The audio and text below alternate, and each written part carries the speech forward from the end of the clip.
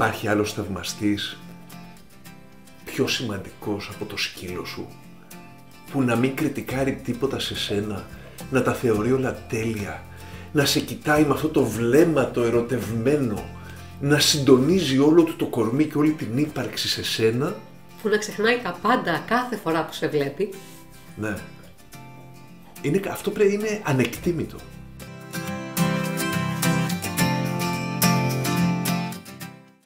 Παρακολουθείτε ένα επεισόδιο από τη σειρά podcast με τίτλο «Οι δύο άκρες του λουριού» με τον Σταμάτη Βορώνο και την Ελισάβετ Πετρίδου. Υπάρχει πιο αγαπημένο θέμα από το να κουβεντιάζεις για το σκύλο σου? Είμαι μεταξύ του να κουβεντιάζεις για το σκύλο σου και να κουβεντιάζεις με τον εαυτό σου. Wow! Καταπληκτικό. Τελικά εγώ λέω ότι ίσως ένα από τα μεγαλύτερα δώρα που σου φέρνει ο σκύλος σου είναι να δεις πράγματα σε σένα και να εξελίσσεσαι, να γίνεσαι η καλύτερη εκδοχή του εαυτού σου. Συμφωνώ απόλυτα μαζί σου. Λοιπόν, να σου πω, Ελισάβετ, μια μελέτη που είχε γίνει, ένα πείραμα, και τώρα μου ήρθε στο μυαλό και μου άρεσε πολύ. Από ένα πανεπιστήμιο, από την έδρα της ψυχολογίας, πήγανε σε ένα σχολείο και είπαν ότι διεξάγουμε μια έρευνα για το IQ των παιδιών. Και πραγματικά κάνανε έρευνα για το IQ, με την εξής διαφορά. Μπήκανε σε όλες τις τάξεις, μετρήσανε το IQ των παιδιών και το είπανε, δώσαν τα αποτελέσματα στην υπεύθυνη δασκάλα ή δάσκαλο.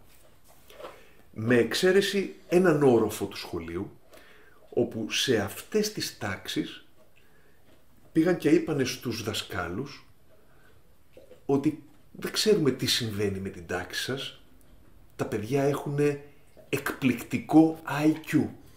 Έχετε μία τάξη πολύ πάνω από το μέσο όρο. Και ξαναπήγανε μετά από ένα χρονικό διάστημα να δουν τι γίνεται. Οι τάξεις που είχαν πάρει το υπερβολικό feedback ότι είναι καταπληκτικά τα παιδιά, σκίζανε. Οι αποδόσεις του ήταν πολύ πάνω από τον άλλον, είχαν πετύχει πράγματα ακαδημαϊκά και στη συμμετοχή τους στην τάξη και είδαν ότι και τα παιδιά νιώθαν διαφορετικά, αλλά και οι δάσκαλοι, νιώθοντας ότι έχουν ένα εξαιρετικό υλικό, φερόταν διαφορετικά στα παιδιά. Με αποτέλεσμα να γίνει αυτό το πολύ θετικό αποτέλεσμα. Και το θυμήθηκα γιατί αυτό μας κάνει ο σκύλος μας κάθε μέρα. Είναι σαν να έχεις ένα καθρέφτη και να σου λέει τι ωραίος που είσαι. Πραγματικά.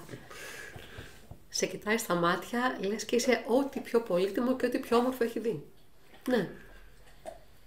Για να λειτουργήσει αυτή η σχέση, και αυτό θα ήθελα να πούμε σήμερα, αυτή η σχέση που είναι μαγική, δίνει πάρα πολλά πράγματα και ο καθένας μας την ξεκινάει για άλλο λόγο.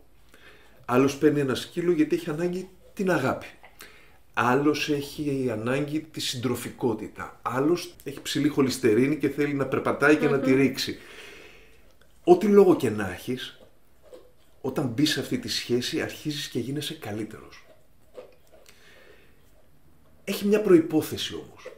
Η πρώτη προϋπόθεση πιστεύω ότι είναι η αποδοχή. Τι εννοείς ακριβώς? Να αγκαλιάσεις το σκύλο σου για αυτό που είναι. Πολλές φορές βλέπω και μου έρχονται στο ιατρείο άνθρωποι που έχουν πρόβλημα ότι ο σκύλος τους δεν τους ακούει πολύ καλά ή γαυγίζει κάποιες ώρες. Ο καθένας έχει κάποια προβληματική συμπεριφορά. Γιατί είμαστε εμείς τέλειοι? Και προσπαθώ να θυμίζω ότι το σημαντικό είναι να έχεις μία λειτουργική σχέση. Να έχεις μία αρμονική σχέση και όχι να έχεις τον τέλειο σκύλο. Δεν είμαι εγώ ο τέλειος.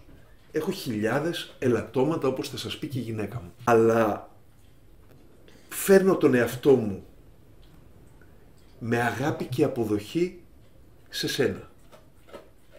Όταν λοιπόν αγκαλιάσω τον σκύλο μου, τον λατρέψω για αυτό που είναι, με όλες τις γωνίες και τα ελαττωματάκια του. τον βοηθάω να βγάλει τον καλύτερό του εαυτό. Όταν νιώσει, όταν βρεθεί μέσα στο κλίμα της αποδοχής, καταρχήν μειώνονται τα ελαττώματα, οι προβληματικές συμπεριφορές από μόνες τους. Δηλαδή πιστεύεις ότι η αποδοχή αρκεί για να βοηθήσει ένα σκύλο με προβληματική συμπεριφορά να αλλάξει? Η αποδοχή είναι το πρώτο βήμα. Παρακολουθώ μία εκπαιδεύτρια και συμπεριφορίστρια σκύλων, την Κάθη Κοβάλεκ. Και έλεγε ότι της πήγαν ένα σκυλάκο, μια γνωστή της πήγε με ένα σκύλο που ήταν νευρικός, ήταν αντιδραστικός και δεν υπάκουε καλά. Και τον πήγε για να τον φτιάξει η εκπαιδεύτρια. Και η εκπαιδεύτρια είπε, δεν θα κάνουμε τίποτα, θέλω για 1 μήνα να λες στο σκύλο σου πόσο τον αγαπάς. Λέει, μα μου κάνει αυτό, μου κάνει εκείνο, θα τα λέω αυτά ακόμα και αν δεν τα πιστεύω. Ναι, λέει, κάθε μέρα θα λες στο σκύλο σου πόσο τον αγαπάς, τι σπουδαίος που είναι και ας μην το πιστεύεις. Μέσα σε 1 μήνα είχαν μεταμορφωθεί και οι δύο. Και η φίλη αυτή άρχισε να βλέπει το σκύλο καλύτερα, αλλά και ο σκύλος άρχισε να είναι πιο ήρεμος. Ξέρεις τι γίνεται, Σταμάτη? Αυτό που ακριβώς μου περιέγραψες λειτουργεί και σε εμάς. Δηλαδή, μερικές φορές εμείς οι ίδιοι, μέσα στα προβλήματα που έχουμε, μέσα στις ασχολίες που έχουμε, μέσα σε όλα αυτά τα οποία προσπαθούμε να φέρουμε εις πέρας, ξεχνάμε να αποδεχτούμε τον εαυτό μας.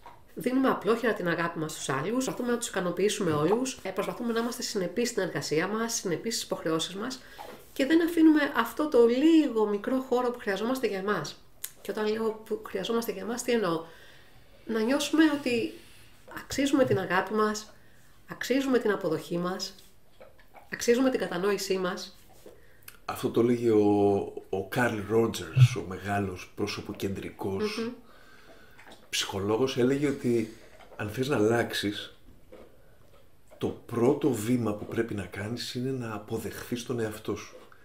Όσο και αν ακούγεται αντιφατικό και οξύμορο, πρώτα πρέπει να αποδεχθείς το ποιος είσαι, να το αγκαλιάσεις, να νιώσεις καλά με αυτό, για να μπορέσεις να το βελτιώσεις. Ναι, συμφωνώ απόλυτα. Γιατί πολλές φορές υπάρχουν περιπτώσεις που ψάχνουμε την αποδοχή έξω από εμάς. Για να νιώσουμε καλά με τον εαυτό μας, θέλουμε την έγκριση και την αποδοχή των άλλων. Είτε από το εργασιακό περιβάλλον, είτε από την οικογένεια, είτε από το κοινωνικό περιβάλλον. Και αυτό είναι τεράστιο λάθος, γιατί η ανάγκη για την αποδοχή των άλλων μπορεί να μας κάνει να φερθούμε σε κάποιες περιπτώσεις χωρίς να είμαστε ο πραγματικός εαυτός μας. Προκειμένου εγώ, ας πούμε, να έχω την αποδοχή σου, μπορεί να συμφωνήσω σε πράγματα που λες, χωρίς όμως να τα πιστεύω. Να. Και κάποια στιγμή θα νιώσω ενοχές γι' αυτό. Δεν βοηθάει τη σχέση. Δεν βοηθάει, όχι. Ναι. Ξαναγυρνάμε λοιπόν στην ασφάλεια, στην αποδοχή. Ακριβώς. Θεμέλια μιας σχέσης, είτε με τον σκύλο μας, είτε με τον εαυτό μας, είτε με τον σύντροφό μας, είτε με οποιονδήποτε. Να. Λοιπόν, για το σκύλο μας. Γιατί είπαμε ότι αυτό που έκανε το πείραμα στο Δημόσιο Σχολείο της Αμερικής, που δώσανε θετικό feedback και αμέσως νιώσαν καλύτερα και οι δάσκαλοι και τα παιδιά και κάναν καταπληκτικές επιδόσεις, αυτό μας το κάνει ο σκύλος μας πρώτος και καλύτερος. Ας ξεκινήσουμε να αλλάζουμε τον κόσμο από το σκύλο μας και από τη σχέση με το σκύλο μας. Γεια σου Χάρη. Όσους δεν έχουν εικόνα, μάλλον εικόνα δεν έχουμε τώρα, ο Χάρη, ο σκύλος της Ελισάβετ, έρχεται αγκαλίτσα να επιβραβεύσει αυτά που ακούει. Μάλλον συμφωνεί. Ναι. Και τον αποδεχόμαστε ως τέλειο πλάσμα όπως έτσι, είναι. Ακριβώς. Και ας κινδυνεύει να ρίξει το μικρόφωνο. Έλα πάμε. Λοιπόν, αποδοχή του σκύλου μου. Αυτή είναι μια ερώτηση λοιπόν προς τον ακροατή. Ο σκύλος σου έχει την αποδοχή που θέλει? Έχει αρκετή αποδοχή για να μπορεί να είναι ο εαυτός του? Εκείνος σου δίνει την αποδοχή του 100%. Εσύ? Μία μικρή άσκηση είναι: πάρε μια βαθιά ανάσα, χαλάρωσε, βγες από το κεφάλι σου και από το μυαλό σου και μπες στην καρδιά σου. Και απάντησε αυθόρμητα, χωρίς να κριτικάρεις, ποια είναι 3 πράγματα που αγαπάς στο σκύλο σου. Μετά ξαναπαίρνεις μια βαθιά ανάσα και πάλι αυθόρμητα, εύκολα, ό,τι σου έρχεται στο μυαλό χωρίς κριτική, απαντάς 3 πράγματα που αγαπάς από τη σχέση σου με το σκύλο σου. Οι απαντήσεις θα είναι διαφορετικές. Κάποιος λατρεύει την αγάπη που δείχνει ο σκύλος ή την συντροφικότητα ή την κίνηση. Σημασία έχει να τα θυμηθείς και να βρεθείς στο μέρος της καρδιάς, εκεί που έχεις την πλήρη αποδοχή για αυτή την καταπληκτική ύπαρξη που έχει έρθει στη ζωή σου. Ελισάβετ, θες να δώσεις και μία ερώτηση για την αποδοχή του εαυτού? Θα ήθελα να δώσω την ίδια ερώτηση. Δηλαδή, παράλληλα με την εργασία για το σκύλο, θα ήθελα να κάνουμε και την ίδια εργασία για τον εαυτό μας. Τις ίδιες ερωτήσεις που έδωσες, θα τις επαναλάβουμε, αλλά θα τις απαντήσουμε για μας. Πολύ ωραία. Ναι. Πολύ ωραία. Οπότε, περιμένουμε feedback. Αν θέλετε κάτι να μοιραστείτε μαζί μας για το τι σκεφτήκατε, τι σας έφερε στο νου, αν σας ξεκλείδωσε κάτι, αν σας έκανε τη σχέση σας με το σκύλο σας λίγο πιο πολύτιμη στα μάτια σας, μοιραστείτε το μαζί μας. Ήταν η Ελισάβετ Πετρίδου Και ο Σταμάτης Βορώνος στο podcast «Οι 2 άκρες του λουριού». Μια πολύτιμη επικοινωνία που μας φέρνει στην καλύτερη εκδοχή του εαυτού μας. Αν σου άρεσε αυτό που άκουσες, εγγράψου στο κανάλι μας για να μην χάνεις επεισόδια.